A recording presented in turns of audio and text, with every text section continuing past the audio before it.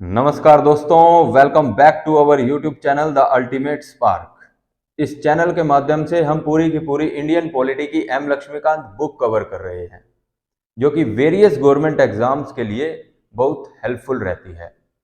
तो अगर आप इंडियन पॉलिटी को, भारतीय राज व्यवस्था को समझना चाहते हैं तो इस चैनल को अभी के अभी सब्सक्राइब कर लें। ठीक है, तो हमारा नया चैप्टर शुरू हो रहा है, chapter number 5, union and it's territory, यानी इंडियन यूनियन, भारतीय संघ एवं उसका क्षेत्रफल कितना है। ठीक है ना, तो ये चैप्टर है हमारा इंडियन कॉन्स्टिट्यूशन का पार्ट 1।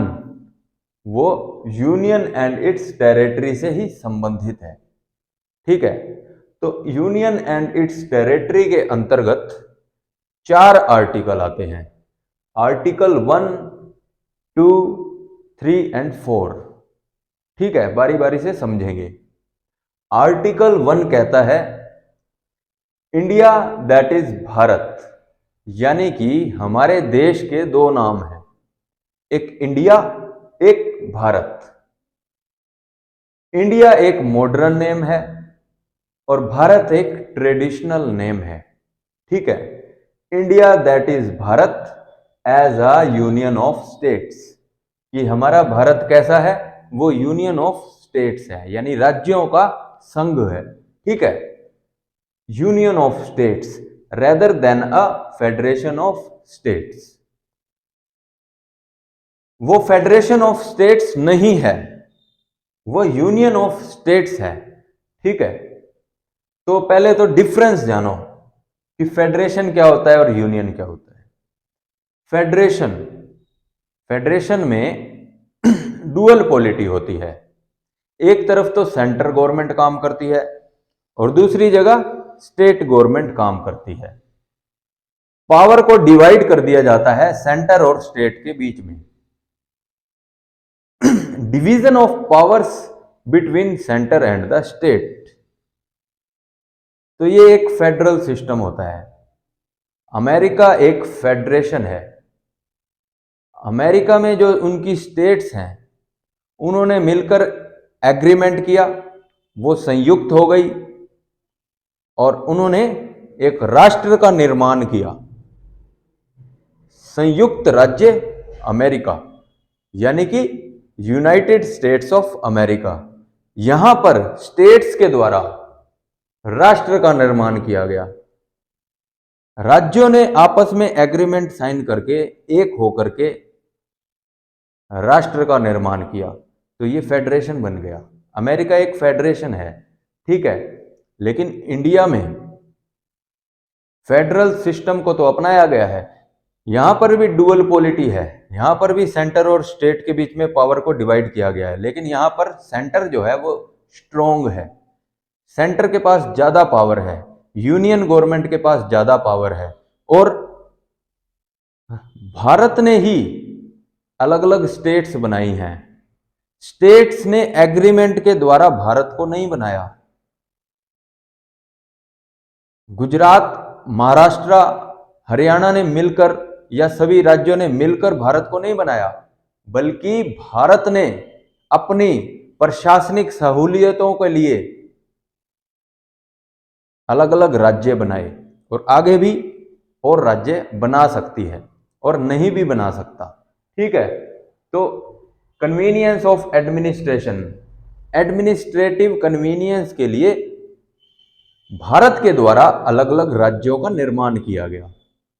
क्योंकि भारत एक बहुत बड़ा देश है, क्षेत्रफल भी बहुत बड़ा है, पॉपुलेशन भी बहुत ज्यादा है, तो केवल एक यूनियन गवर्नमेंट सब कुछ कैसे संभालेगी। तो इसलिए प्रशासनिक सहूलियतों के लिए अलग अलग स्टेट्स को बनाया गया और अलग अलग स्टेट गवर्नमेंट बनाई गई और उनको पावर दी गई। लेकिन यूनियन गवर्नमेंट के पास ज्यादा पावर है, स्ट्रॉन्ग यूनियन गवर्नमेंट यहां देखने को मिलती है। तो यहां यूनियन ऑफ स्टेट्स है, इंडिया यूनियन ऑफ स्टेट्स है, यह फेडरेशन ऑफ स्टेट्स नहीं है। ठीक है, तो दो नाम क्यों रखे गए, इंडिया और भारत दो नाम क्यों रखने पड़े? क्योंकि because no unanimity in constituent assembly. जब भारतीय संविधान का निर्माण किया जा रहा था उस समय कॉन्स्टिट्यूएंट असेंबली के सदस्यों के बीच में एक सहमति नहीं थी नाम को लेकर के। ठीक है, तो एक सहमति न होने के कारण कुछ लोगों का कहना था कि ट्रेडिशनल नेम रखा जाना चाहिए भारत, और कुछ का कहना था कि मॉडर्न नेम रखा जाना चाहिए इंडिया। तो कोई कोई सहमति न बनने के कारण उनको नाम रखना पड़ा इंडिया दैट इज भारत। दो नाम रखने पड़े, इंडिया दैट इज भारत। ठीक है, तो why why India as a union of states, कि इंडिया जो है वो यूनियन ऑफ स्टेट्स क्यों है, वो फेडरेशन ऑफ स्टेट्स क्यों नहीं है। इंडिया में तो फेडरल सिस्टम देखने को मिलता है, फिर भी इंडिया फेडरेशन ऑफ स्टेट्स क्यों नहीं है। तो आपको पता चल गया होगा क्यों नहीं है। इसका जवाब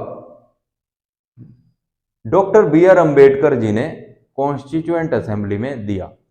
according to doctor B R Ambedkar, India as a union of states for two reasons.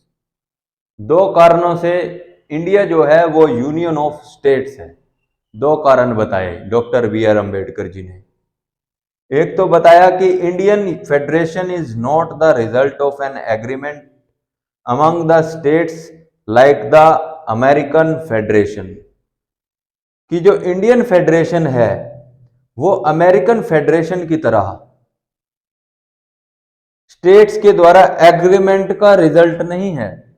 मतलब जैसे अमेरिका के अंदर अमेरिका की जो स्टेट्स हैं उन्होंने मिलकर के संयुक्त राष्ट्र अमेरिका का निर्माण किया एग्रीमेंट के द्वारा, उसी तरीके से जो इंडिया है उसको भारत के राज्यों ने मिलकर नहीं बनाया है, बल्कि भारत जो कि एक राष्ट्र है उसने अलग अलग राज्यों को बनाया है। उसके राज्यों ने महाराष्ट्र, गुजरात, बिहार, इन्होंने मिलकर एग्रीमेंट के द्वारा भारत या भारतीय राष्ट्र को नहीं बनाया। ठीक है, ये मतलब है। ठीक है ना। दूसरा है states have no right to secede from the federation, मतलब भारत की जो स्टेट्स हैं उनको राइट टू ससीड नहीं मिला, मतलब उनको ये अधिकार नहीं मिला कि वो भारतीय संघ को छोड़ करके अलग हो सके और स्वतंत्र अपना एक अलग राष्ट्र बना सके। उनको ये अधिकार नहीं मिला। क्यों नहीं मिला? क्योंकि स्टेट्स ने मिलकर राष्ट्र को, इंडिया को नहीं बनाया, बल्कि इंडिया ने एडमिनिस्ट्रेटिव कन्वीनियंस के लिए, प्रशासनिक सहूलियतों के लिए ही स्टेट्स बनाई हैं अलग अलग। तो union of states, India is a union because it is indestructible. Indestructible है ये, इसे तोड़ा नहीं जा सकता। इसकी स्टेट्स भारत से अलग हो नहीं सकती। ठीक है ना, उनको राइट टू ससीड नहीं मिला। ठीक है, तो इन इंडिया फेडरल सिस्टम अपनाया जाता है and divided into different states only for the convenience of administration. हम समझ चुके हैं। ठीक है ना। तो according to article 1 territory of India, तो टेरिटरी ऑफ इंडिया का क्या मतलब है? टेरिटरी, क्षेत्र। तो भारतीय क्षेत्रफल में क्या क्या आ जाता है? इंडियन टेरिटरी के अंदर क्या क्या आ जाता है? एक तो स्टेट्स आ जाती हैं, सेकंड यूनियन टेरिटरीज आ जाती हैं, अलग अलग यूनियन टेरिटरीज, जैसे कि चंडीगढ़, दादर नगर हवेली एंड दमन दीव, दिल्ली। तो ये अलग अलग यूनियन टेरिटरीज आ जाती हैं। इसके अलावा जो एक्वायर्ड टेरिटरीज हैं, जो कि गवर्नमेंट ऑफ इंडिया ने किसी अदर कंट्रीज से एक्वायर की है, तो वो टेरिटरीज भी आ जाती हैं। तो ये तीनों कैटेगरी जो है वो टेरिटरी ऑफ इंडिया के अंतर्गत आती हैं। ठीक है ना। तो इनको मिला करके टेरिटरी ऑफ इंडिया बनता है। तो अब जानेंगे फर्स्ट शेड्यूल के बारे में। फर्स्ट शेड्यूल क्या होता है, क्या होता है उसके अंदर? जितनी भी ये स्टेट्स हैं, यूनियन टेरिटरीज हैं, उनके नाम, names of states and union territories and their territorial extent जो ये एक्वायर्ड टेरिटरीज हैं या अदर कोई भी टेरिटरी है, वो सब उनके नाम फर्स्ट शेड्यूल में दिए गए हैं। ठीक है, तो इस समय मौजूदा समय में भारत के अंदर 28 राज्य हैं और 8 केंद्र शासित प्रदेश हैं। 28 स्टेट्स हैं और 8 यूनियन टेरिटरीज हैं। ठीक है, तो सभी स्टेट्स को इक्वली उनके लिए सभी प्रोविजंस इक्वली एप्लीकेबल हैं और कुछ स्टेट्स ऐसी हैं जिनको अलग से स्पेशल प्रोविजंस भी दिए गए हैं। ठीक है ना, तो वो कौन कौन सी स्टेट्स हैं देखते हैं। Special provisions under part 21 applicable to the states of Maharashtra. देखिए, महाराष्ट्र को स्पेशल प्रोविजंस दिए जाते हैं, गुजरात को, नागालैंड को, असम को, मणिपुर को, गोवा, आंध्र प्रदेश, तेलंगाना, सिक्किम, मिजोरम, अरुणाचल प्रदेश एंड कर्नाटका, इन सबको स्पेशल प्रोविजंस दिए गए हैं अंडर पार्ट 21। पार्ट 21 के तहत जो स्पेशल प्रोविजंस हैं वो इन स्टेट्स को दिए जाते हैं। ठीक है ना, इसके अलावा जो 5th शेड्यूल है, 5th एंड 6th शेड्यूल, वो सेपरेट प्रोविजंस प्रोवाइड करता है शेड्यूल्ड एरियाज और ट्राइबल एरियाज के एडमिनिस्ट्रेशन को लेकर के। समझो इसको, हर स्टेट के अंदर कुछ पिछड़े इलाके होते हैं जिनको शेड्यूल्ड एरियाज बोला जाता है, और जहां आदिवासी लोग रहते हैं, ट्राइबल पीपल रहते हैं, उनको ट्राइबल एरिया बोला जाता है। तो ये सरकार ने चिन्हित कर रखे हैं शेड्यूल्ड एरियाज और ट्राइबल एरियाज। तो ये स्टेट के अंदर ही कुछ छोटे छोटे इलाके होते हैं। तो इन शेड्यूल्ड एरियाज और ट्राइबल एरियाज को लेकर के कुछ सेपरेट प्रोविजंस उनके एडमिनिस्ट्रेशन को लेकर के 5th और 6th शेड्यूल में दिए गए हैं। ठीक है, 5th and 6th schedules contain separate provisions with respect to the administration of scheduled areas and tribal areas within the states। ठीक है, तो 3 तरह के प्रावधान हैं। एक तो जनरल प्रोविजंस हैं जो कि सभी स्टेट्स पर लागू होते हैं। फिर पार्ट 21 के तहत कुछ स्पेशल प्रोविजंस हैं जो कुछ कुछ स्टेट्स को दिए जाते हैं। फिर 5th और 6th शेड्यूल के तहत सेपरेट प्रोविजंस एडमिनिस्ट्रेशन को लेकर के हैं, शेड्यूल्ड एरियाज और ट्राइबल एरियाज, जो कि हर स्टेट के अंदर जो कि शेड्यूल्ड एरियाज और ट्राइबल एरियाज हैं उनके लिए हैं। ठीक है, तो ये 3 तरह के अलग अलग प्रोविजंस हैं। तो हमने जान लिया, अब हम जानेंगे टेरिटरी ऑफ इंडिया और यूनियन ऑफ इंडिया में क्या डिफरेंस है, दोनों में क्या डिफरेंस है। यूनियन ऑफ इंडिया, भारतीय संघ, इसके अंदर सिर्फ और सिर्फ स्टेट्स आती हैं, ओनली स्टेट्स। ठीक है, और जो टेरिटरी ऑफ इंडिया है यानी इंडिया का जितना भी क्षेत्रफल है उसके अंदर सब आ जाएगा, जितनी भी इंडियन टेरिटरी है। मतलब उसमें ये एक वाइडर एक्सप्रेशन है, इसमें स्टेट्स तो आती ही हैं, साथ में यूनियन टेरिटरीज जो कि केंद्र शासित प्रदेश होते हैं, और एक्वायर्ड टेरिटरीज वो सब आ जाती हैं। States, union territories and acquired territories, ये सब टेरिटरी ऑफ इंडिया में आते हैं। ठीक है, तो ये डिफरेंस है। तो जो स्टेट्स होती हैं वो मेंबर होती हैं इंडिया के फेडरल सिस्टम का मेंबर होती हैं स्टेट्स। तो स्टेट के अंदर स्टेट गवर्नमेंट काम करती है और स्टेट के अंदर ही सेंट्रल गवर्नमेंट का भी रोल रहता है। तो स्टेट के अंदर जो पावर है वो शेयरिंग पावर होती है। States share the power with centre और सेंट्रल गवर्नमेंट।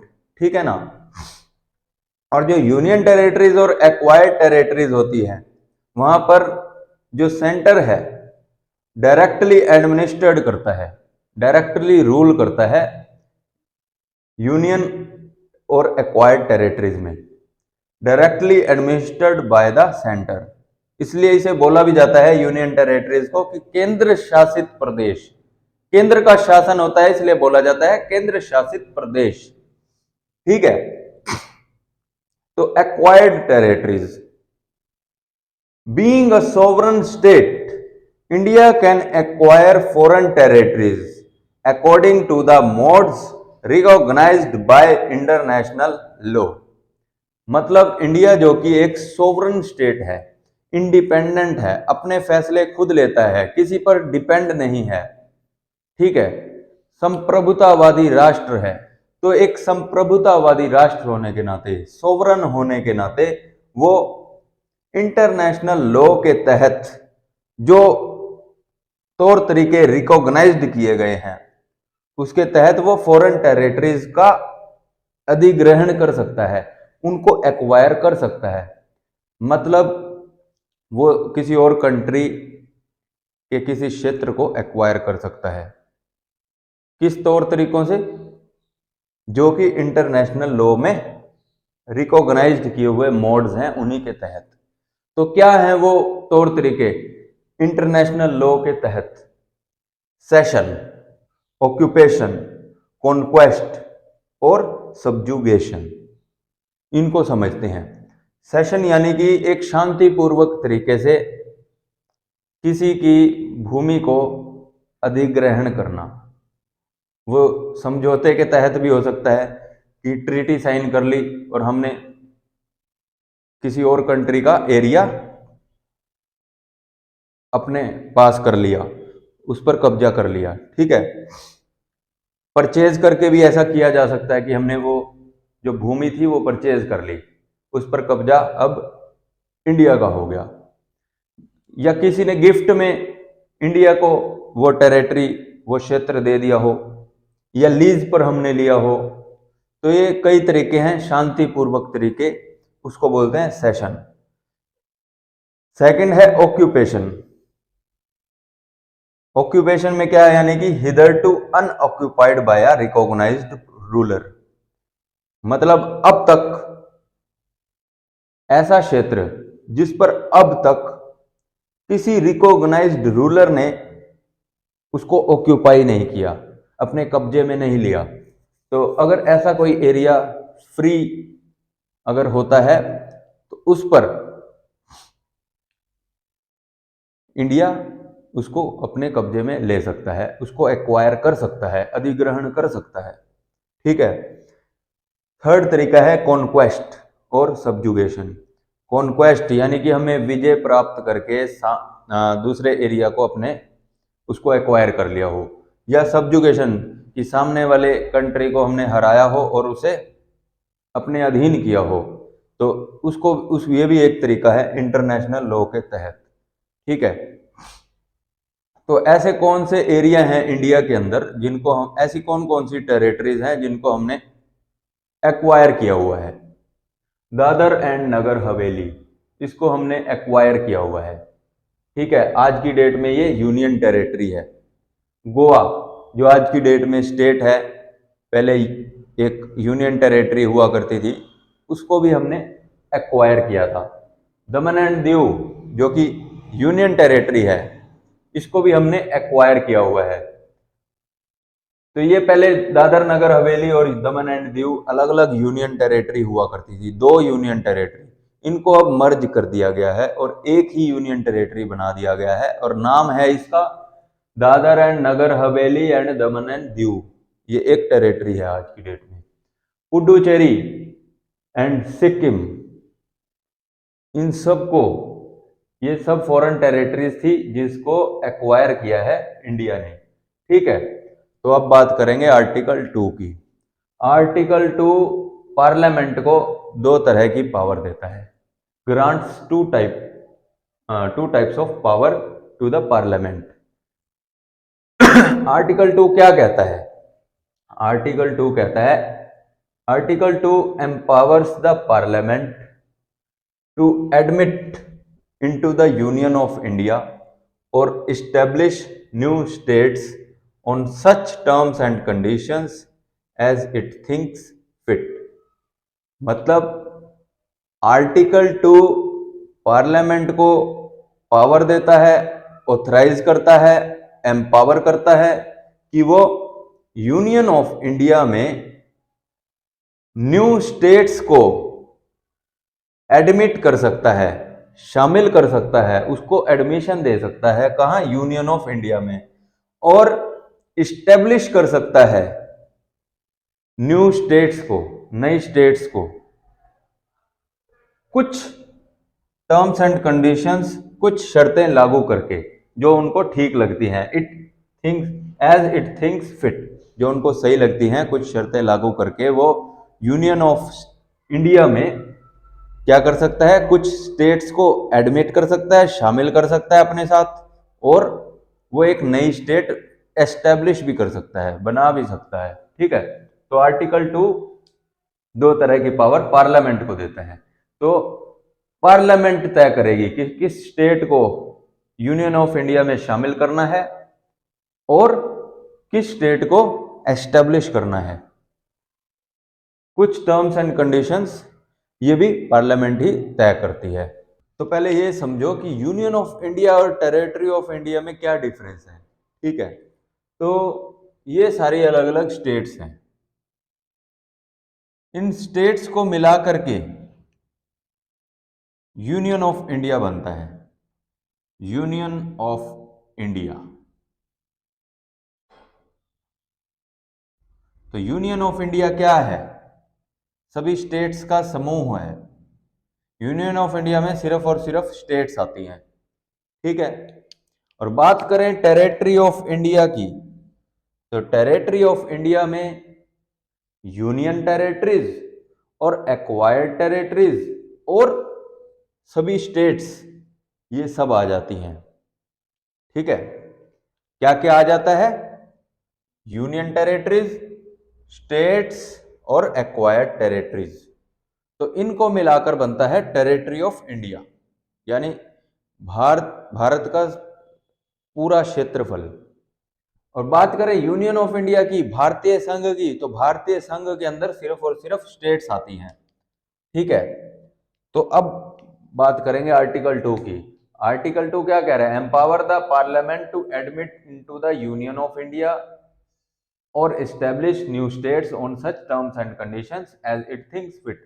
कि पार्लियामेंट को पावर मिलती है आर्टिकल 2 से कि वो यूनियन ऑफ इंडिया में न्यू स्टेट्स को एडमिट कर सकता है, शामिल कर सकता है और एस्टेब्लिश कर सकता है न्यू स्टेट्स। मतलब क्या है कि पार्लियामेंट आर्टिकल 2 के तहत कोई भी न्यू स्टेट बना सकता है। न्यू स्टेट कैसे बनाएगा भाई? मान लो कोई यूनियन टेरिटरी है, उसको स्टेट का दर्जा दे दिया, उसे स्टेट बना दिया, या कोई एक्वायर्ड टेरिटरी है उसको स्टेट बना दिया, तो ये एक न्यू स्टेट एस्टेब्लिश कर दी। ठीक है, फिर उस स्टेट को शामिल कर दिया यूनियन ऑफ इंडिया में। तो मतलब क्या किया? उसको एडमिट किया, admit into the union of India new state. ठीक है, उसको यूनियन ऑफ इंडिया में शामिल कर लिया। पहले क्या किया? एस्टेब्लिश किया, देन उसको शामिल कर लिया गया यूनियन ऑफ इंडिया में। ठीक है, तो ये क्या हो रहा है? Article 2 relates to the admission or establishment of new states that are not part of the union of India. मतलब ये क्या है? एक्सटर्नल बात हो रही है, एक्सटर्नल एडजस्टमेंट हो रही है। मतलब यूनियन ऑफ इंडिया का जो पार्ट नहीं था, ऐसा क्षेत्र जो यूनियन ऑफ इंडिया का पहले पार्ट नहीं था, उसके बाहर एक अलग स्टेट बनाई जाती है, फिर उस स्टेट को यूनियन ऑफ इंडिया में शामिल किया जाता है। तो ये यूनियन ऑफ इंडिया से हटकर अलग एक्सटर्नल बात हो रही है। ठीक है, और आर्टिकल 3 क्या कह रहा है? आर्टिकल 3 कहता है, article 3 relates to the formation of और changes in the existing states of the union of India. मतलब ये एक internal readjustment inter se of the territories of the constituent states of the union of India. सरल भाषा में कहें तो देखिए, आर्टिकल 2 यूनियन ऑफ इंडिया से बाहर काम करता है। वो किसी भी स्टेट को एस्टेब्लिश करता है और उसे एडमिट कर देता है यूनियन ऑफ इंडिया में। आर्टिकल 2 ये काम करता है। और आर्टिकल 3 क्या काम करता है? ये अलग अलग स्टेट हैं। आर्टिकल 3 के तहत यूनियन ऑफ इंडिया के अंदर जो स्टेट्स हैं उनकी बाउंड्री को छोटा बड़ा कर दिया, छोटी कर दी बाउंड्री, या फिर किसी स्टेट की बाउंड्री बड़ी बड़ी कर दी, इंक्रीज और डिक्रीज करना। अच्छा, मान लो ये पूरी स्टेट है आंध्र प्रदेश, इसमें से इसको पार्टीशन करके इधर तेलंगाना बना दिया, इधर आंध्र प्रदेश ही बनाए रखा, तो ये एक स्टेट को डिवाइड करके दो स्टेट बना दिया। जैसे पंजाब में से हरियाणा निकला है, ठीक है, तो या फिर एक न्यू स्टेट बना दी, ये तेलंगाना बनाई, एक नई स्टेट बना दी, ठीक है, बाउंड्री चेंज कर दी, नाम चेंज कर दिया, उत्तरांचल नाम था उत्तराखंड रख दिया। तो ये क्या हो रहा है? ये यूनियन ऑफ इंडिया के अंदर ही फेरबदल हो रहा है, न्यू स्टेट बनाई जा रही है, नाम बदले जा रहे हैं, बाउंड्री छोटी बड़ी की जा रही है, एरिया भी छोटा बड़ा किया जा रहा है। तो ये यूनियन ऑफ इंडिया के अंदर जो भी रीएडजस्टमेंट हो रही है इंटरनल, इसके अंदर जो इंटरनल रीएडजस्टमेंट इंटर से जो लिखा है वो इसी से रिलेटेड है। इंटरनल रीएडजस्टमेंट इंटर से, इसी से मतलब है इसका कि यूनियन ऑफ इंडिया के अंदर जो कुछ भी हो रहा है आर्टिकल 3 के तहत हो रहा है, ठीक है। और आर्टिकल 2 एक्सटर्नल है, जो यूनियन ऑफ इंडिया के बाहर हो रहा है, कोई स्टेट बनाई जा रही है, उसको एस्टेब्लिश किया जा रहा है, फिर उसको एडमिट किया जा रहा है, तो ये आर्टिकल 2 के तहत हो रहा है। और जो अंदर हो रहा है वो आर्टिकल 3 के तहत पार्लियामेंट के पास पावर है, ठीक है। और ये भी आपने समझ लिया कि टेरिटरी ऑफ इंडिया में क्या क्या आ जाता है। तो कोई अगर न्यू, मान लो कोई किसी और कंट्री की कोई टेरिटरी है, उसको इंडिया ने अधिग्रहण किया, जैसे गोवा को किया, पुडुचेरी को किया, सिक्किम को किया, तो वो पहले एक्वायर्ड टेरिटरी थी। इस एक्वायर्ड टेरिटरी को फिर यूनियन टेरिटरी का दर्जा दिया जा सकता है, या सीधा उसको स्टेट का दर्जा भी दिया जा सकता है। फिर उसको स्टेट को यूनियन ऑफ इंडिया में शामिल किया जा सकता है, ठीक है। तो ये एक पूरा का पूरा प्रोसेस है। तो अब जानेंगे आर्टिकल 3 के बारे में। आर्टिकल 3 पावर देता है पार्लियामेंट को, यानी कि उसको ऑथराइज करता है, authorises the parliament to form a new state, कि पार्लियामेंट नई स्टेट बना सकती है, और वो किसी भी स्टेट के एरिया को इंक्रीज और डिक्रीज कर सकती है, और वो किसी भी स्टेट की बाउंड्रीज को और उसके नाम को चेंज कर सकती है, अल्टर कर सकती है, ठीक है। तो article 3 authorises the parliament to form a new state by separation of territory from any state, यानी कि ये एक स्टेट है, उस स्टेट का एक एरिया उससे अलग कर दिया, सेपरेट कर दिया, और एक न्यू स्टेट बना दी। जैसे आंध्र प्रदेश के साथ क्या हुआ, आंध्र प्रदेश में से तेलंगाना स्टेट बनी है, तो ये दो स्टेट बन गई, ठीक है। पंजाब और हरियाणा बना है ऐसे ही, by separation of territory from any state, और by uniting two or more states, दो स्टेट हैं या दो से ज्यादा स्टेट हैं, उनको यूनाइट करके एक बड़ी स्टेट बना दी, सिर्फ एक स्टेट बना दी। ऐसे भी स्टेट बनाई जा सकती है।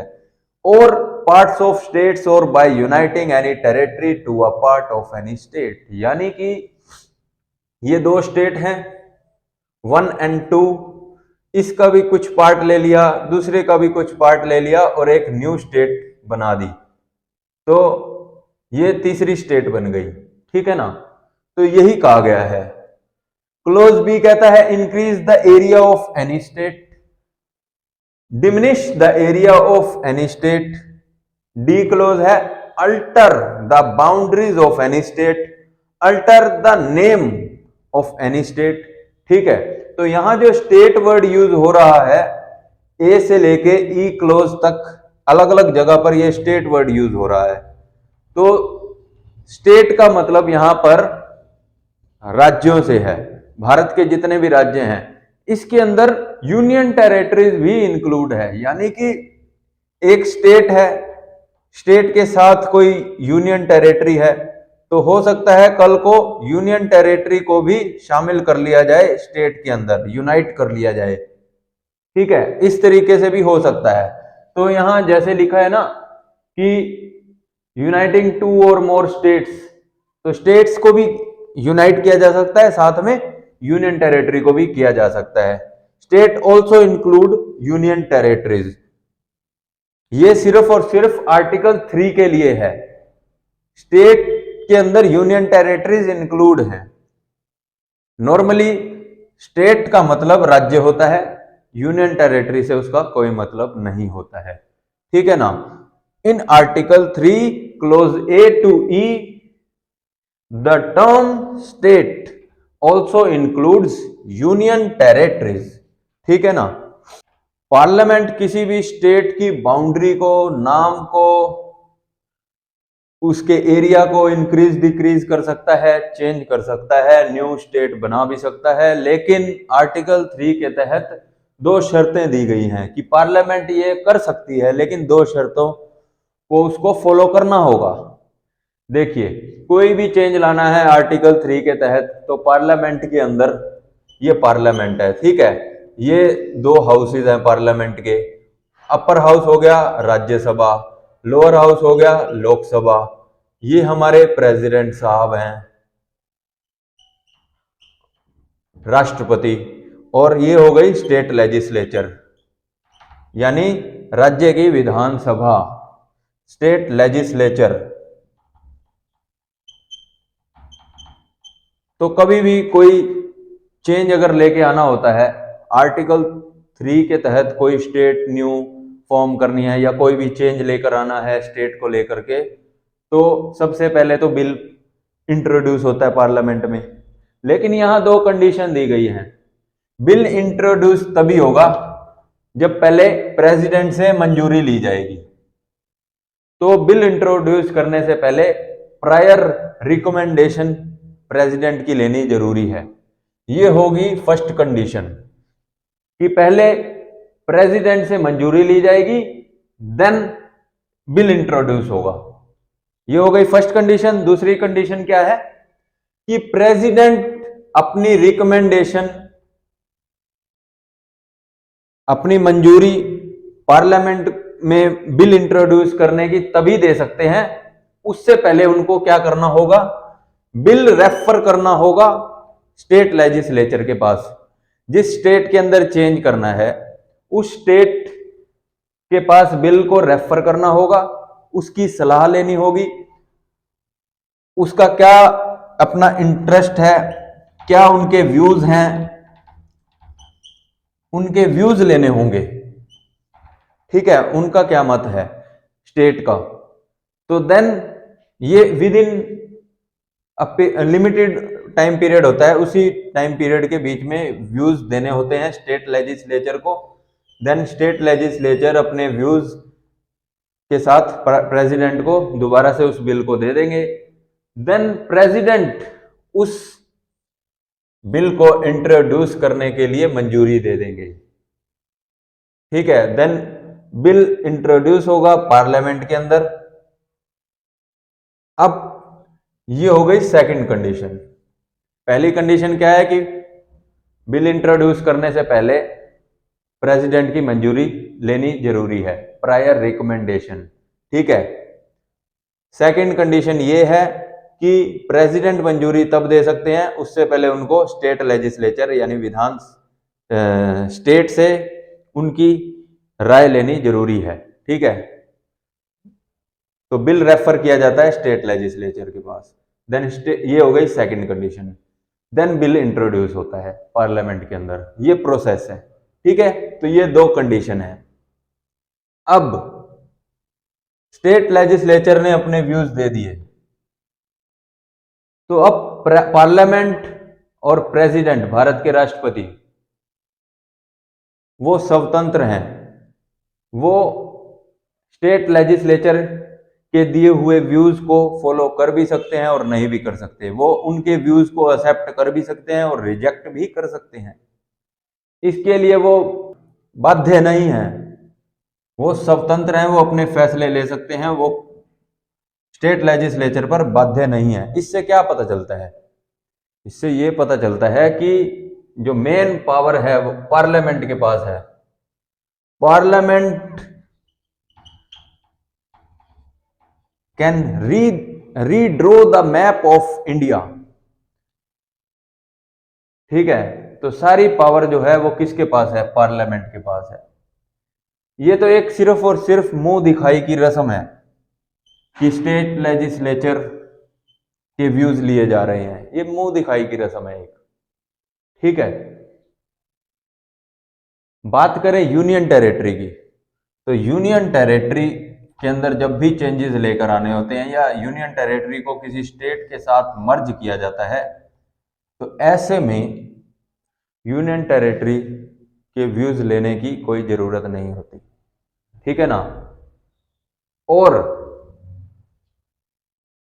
किसी एक बिल में बार बार मान लो कोई दोबारा चेंजेस लाने हैं, बिल एक बार व्यूज लेने के लिए स्टेट लेजिस्लेचर के पास भेज दिया गया है, दोबारा और भी चेंजेस लेकर आने हैं, तो बार बार बिल को स्टेट लेजिस्लेचर के बाद रेफर नहीं किया जाता।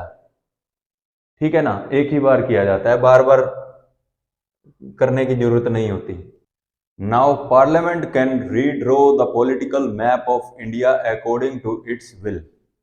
मतलब पार्लियामेंट पूरे भारत का नक्शा चेंज कर सकती है, उस किसी भी स्टेट को खत्म कर सकती है, न्यू स्टेट बना सकती है, उसकी बाउंड्री चेंज कर सकती है, नाम चेंज कर सकती है, वो कर सकती है अकॉर्डिंग टू इट्स विल, जैसे उसको सही लगे। ठीक है, तो स्टेट लेजिस्लेचर से जो उसके व्यूज लिए जाते हैं, उसका मत लिया जाता है, तो ये एक मुंह दिखाई की रस्म है। पार्लियामेंट और प्रेसिडेंट स्टेट लेजिस्लेचर की बात को एक्सेप्ट कर भी सकते हैं और नहीं भी कर सकते। ठीक है, यानी कि टोटली जो डिसीजन मेकिंग पावर है वो पार्लियामेंट के हाथ में रहती है। इसलिए कहा गया है according to its will parliament can redraw the political map of India. तो द टेरिटोरियल इंटीग्रिटी और continued existence of any state of India is not granted by the constitution। यानी कि भारत के अंदर जितनी भी स्टेट हैं उसकी continued existence मतलब वो कब तक अस्तित्व में रहेगी, या उसकी जो टेरिटोरियल इंटीग्रिटी है, जितना भी उसका क्षेत्र है, उसके बारे में हमारे कॉन्स्टिट्यूशन ऑफ इंडिया में गारंटी नहीं दी गई है। ठीक है, ये पार्लियामेंट के ऊपर डिपेंड करता है कि वो किसी भी स्टेट को कब तक बनाकर रख सकती है और कभी भी उसका नाम चेंज कर सकती है, बाउंड्री चेंज कर सकती है और टोटली किसी भी स्टेट को खत्म कर सकती है। ठीक है, इसलिए कहा गया है कि not granted by the constitution territorial integrity and continued existence of any state. ठीक है, तो इसलिए कहा जाता है इंडिया को, India is an indestructible union of destructible states. यानी कि जो भारत है वो इंडिस्ट्रक्टेबल है, ऐसा यूनियन जिसको तोड़ा नहीं जा सकता, और उसकी स्टेट्स डिस्ट्रक्टेबल हैं, डिस्ट्रक्टेबल स्टेट्स, उनकी स्टेट्स को तोड़ा जा सकता है। यानी कि जो स्टेट गवर्नमेंट है वो इंडिया को डिस्ट्रक्ट नहीं कर सकती, लेकिन जो यूनियन गवर्नमेंट है वो स्टेट्स को डिस्ट्रक्ट कर सकती है। ठीक है ना? इसलिए कहा गया an indestructible union of destructible states. लेकिन बात करें यूएसए की, यूएसए में क्या होता है? अपोजिट है। क्या? वहां फेडरल सिस्टम है, फेडरेशन है USA. In USA territorial integrity और continued existence of state is granted by the American constitution. यानी कि जो वहां की जो स्टेट्स हैं और उनका जो एरिया है, क्षेत्र है, टेरिटोरियल इंटीग्रिटी और उनकी कंटिन्यूड एग्जिस्टेंस है, जो उनका अस्तित्व है, वो अमेरिकन कॉन्स्टिट्यूशन के द्वारा उसको गारंटी दी गई है। यानी कि अमेरिका की किसी भी स्टेट को जो वहां की यूनियन गवर्नमेंट है, फेडरल गवर्नमेंट है, वो तोड़ नहीं सकती। ठीक है, और अगर उसको ऐसा करना भी है तो स्टेट से पूछना होगा, अपने आप से नहीं कर सकती। देखिए, American federal government can not form new states, नई स्टेट्स नहीं बना सकती, और alter the borders of existing states without consent of concern state. America की जो फेडरल गवर्नमेंट है वो नई स्टेट नहीं बना सकती और अल्टर नहीं कर सकती, चेंज भी नहीं कर सकती उनके बॉर्डर्स को बिना परमिशन लिए, बिना कॉन्सेंट के उस स्टेट के। ठीक है, इसलिए जो यूएसए है वो क्या है, वो है an indestructible union of indestructible states. यानी कि अमेरिका जो है वो ऐसा यूनियन है जिसे तोड़ा नहीं जा सकता और उसकी स्टेट्स को भी तोड़ा नहीं जा सकता। ठीक है, इंडिया की स्टेट को तोड़ा जा सकता है, इसलिए कहा गया है कि डिस्ट्रक्टेबल स्टेट्स, इसमें कहा गया है indestructible states, an indestructible union of indestructible states. ठीक है, तो अब बात करेंगे आर्टिकल 4 की। आर्टिकल 4 क्या कहता है? Article 4 itself declares that laws made for admission or establishment of new states under Article 2 and formation of new states and alteration of areas, boundaries or names of existing states under Article 3 are not to be considered as amendments of the Constitution under Article 368। तो इसको समझते हैं। देखिए, सबसे पहले समझिए कि article 368 क्या होता है। आर्टिकल 368, आर्टिकल 368 पार्लियामेंट को पावर देता है कि पार्लियामेंट जो है वो कॉन्स्टिट्यूशन के अंदर अमेंडमेंट कर सकती है, संशोधन कर सकती है, ये पावर पार्लियामेंट को मिली है।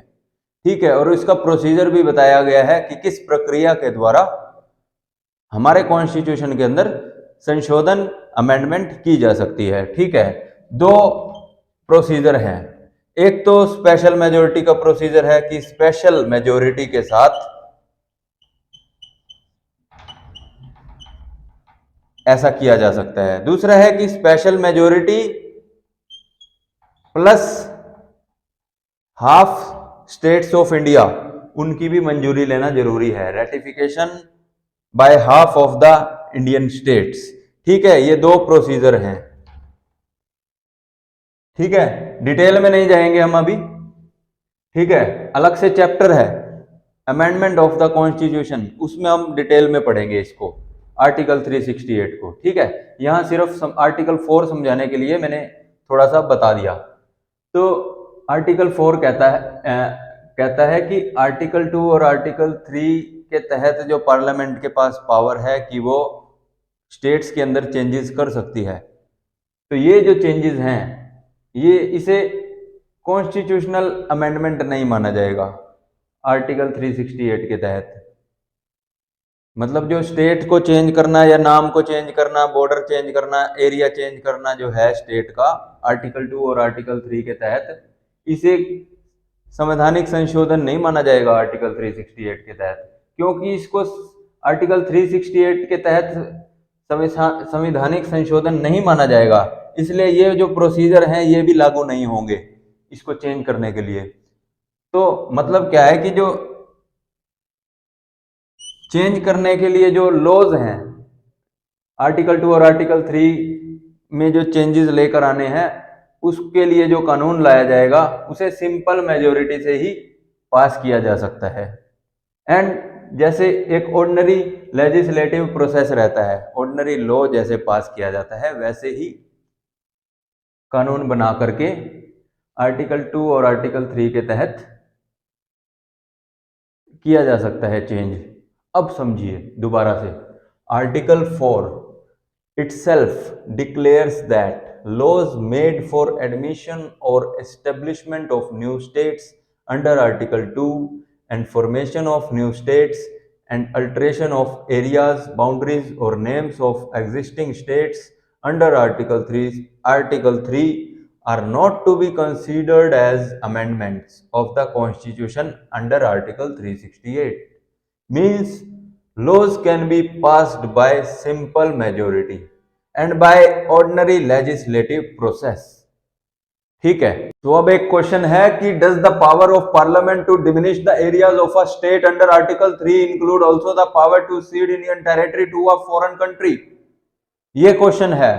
मतलब आर्टिकल 3 के तहत जो पार्लियामेंट को पावर मिली है कि वो किसी भी स्टेट के एरिया को डिमिनिश डिक्रीज कर सकता है, उसी आर्टिकल 3 के तहत क्या पार्लियामेंट को यह भी पावर मिली है कि वो भारत के किसी भी क्षेत्र को डिमिनिश करके उसे किसी फॉरेन कंट्री को सीड कर दे, सौंप दे?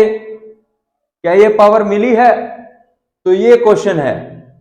तो ये क्वेश्चन सबसे पहले सुप्रीम कोर्ट के पास 1960 में आया। कैसे आया?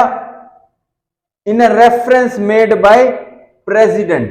प्रेसिडेंट ने सुप्रीम कोर्ट को यह क्वेश्चन रेफर किया, देन ये क्वेश्चन आया सुप्रीम कोर्ट के पास फॉर एग्जामिनेशन। क्यों आया, क्या मामला था? देखिए, सेंट्रल गवर्नमेंट ने आर्टिकल 3 के तहत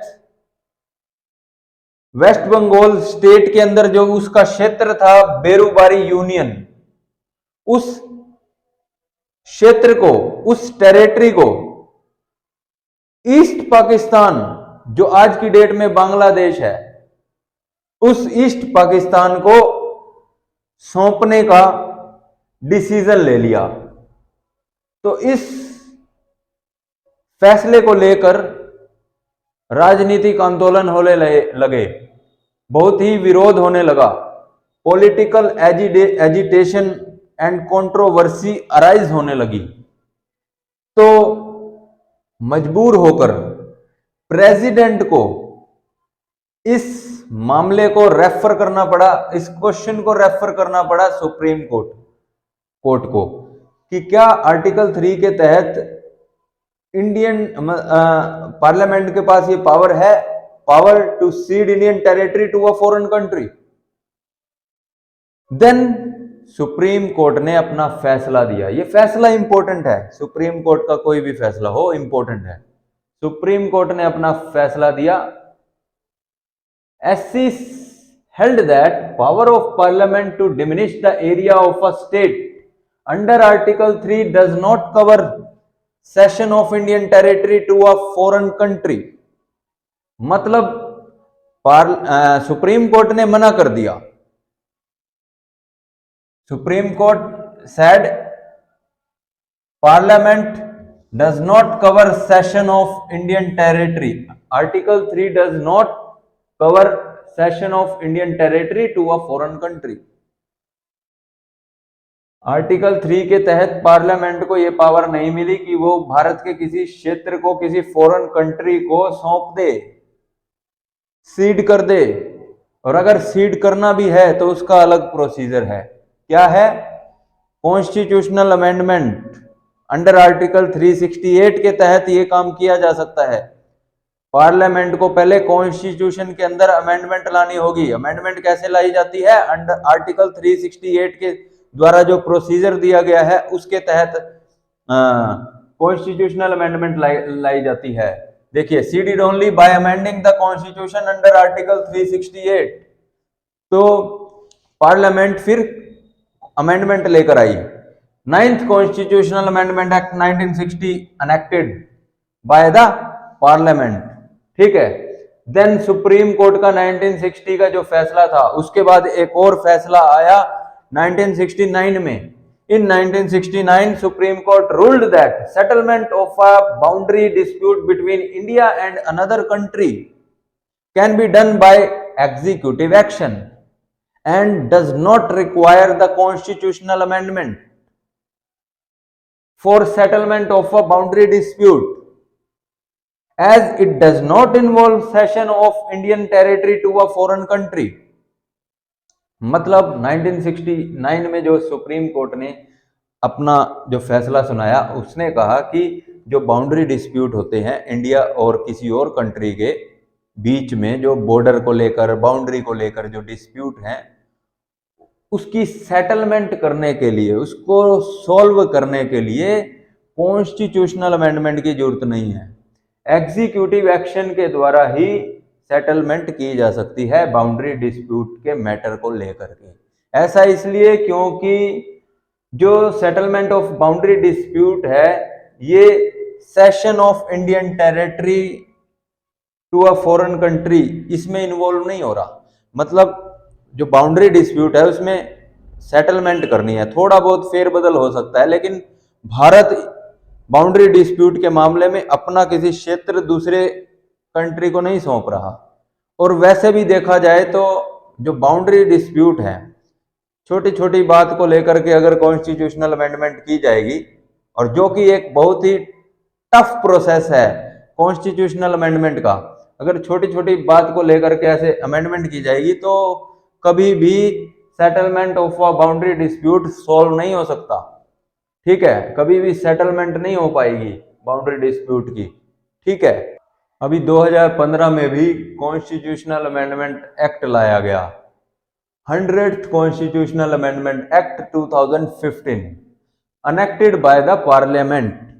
ठीक है, इंडिया और बांग्लादेश गवर्नमेंट के बीच में एक डील साइन हुई थी, एक एग्रीमेंट, एक समझौता हुआ था, जिसके तहत इंडिया ने बांग्लादेश को अपने 111 एनक्लेव्स ट्रांसफर किए थे, सीड किए थे क्षेत्र। ठीक है, बदले में बांग्लादेश ने 51 एनक्लेव्स इंडिया को ट्रांसफर किए। इसके अलावा ट्रांसफर ऑफ एडवर्स पोजेशंस, जो प्रतिकूल कब्जे किए हुए थे, बांग्लादेश और इंडिया ने एक दूसरे के एरिया पे कब्जा किया हुआ था, उनको ट्रांसफर करने की भी बात की गई कि वो एक दूसरे के जो एडवर्स पोजेशंस हैं उनको ट्रांसफर कर लेंगे। ठीक है, third, demarcation of a 6.1 kilometre undemarcated border stretch, जो सरहद बंदी, डिमार्केशन मतलब सरहद बंदी, जो अनडिमार्केटेड बॉर्डर स्ट्रेच थे 6.1 किलोमीटर का, उस पर जिसपे सरहद बंदी नहीं हुई थी 6.1 किलोमीटर, उसको वो उस पर सरहद बंदी कर ली जाएगी, उसको डिमार्केशन उस पर कर ली जाएगी। ठीक है, तो इन 3 पर्पसेस को पूरा करने के लिए 100th constitutional amendment act 2015 enact किया गया। For these 3 purposes, the amendment modified the provisions relating to the territories of 4 states, Assam, West Bengal, Meghalaya and Tripura in first schedule of the Constitution। जो constitution का first schedule है वो India की states and union territories and territorial extent से related है। ठीक है, तो कोई भी फेरबदल अगर होता है तो फर्स्ट शेड्यूल में भी चेंजेस करने पड़ते हैं। ठीक है, तो बांग्लादेश जो है उसके साथ भारत के 4 राज्य लगते हैं, असम, वेस्ट बंगाल, मेघालय एंड त्रिपुरा। तो जब ये चेंजेस किए गए, 111 एनक्लेव्स इंडिया के द्वारा बांग्लादेश को ट्रांसफर की गई, और जो बांग्लादेश के द्वारा इंडिया को 51 एनक्लेव्स दी गई, तो जो भारत में न्यू टेरिटरीज शामिल हुई और जो भारत से निकलकर बांग्लादेश को सीड की गई, सौंपी गई, तो काफी जो फेरबदल हुआ या क्षेत्रीय बदलाव आए हैं टेरिटरी को लेकर, वो इन 4 स्टेट्स में आए हैं। ठीक है, तो इनकी जो टेरिटरी है उसमें मॉडिफाइड करने के लिए उनके जो प्रोविजंस हैं relating to the territories of 4 states, उनको मॉडिफाई करने के लिए अमेंडमेंट लानी जरूरी थी। 100th कॉन्स्टिट्यूशनल अमेंडमेंट एक्ट 2015 अनेक्ट की गई और इसमें चेंजेस लाए गए। ठीक है, तो आज की इस वीडियो में इतना ही। नया पार्ट अब जल्दी आने वाला है इस चैप्टर का, जिसमें हम पढ़ेंगे evolution of Indian states and union territories, integration of princely states. ठीक है, तो वीडियो अगर अच्छी लगी हो तो वीडियो को लाइक करें, ज़्यादा से ज़्यादा शेयर करें चैनल को भी सब्सक्राइब कर ले। धन्यवाद।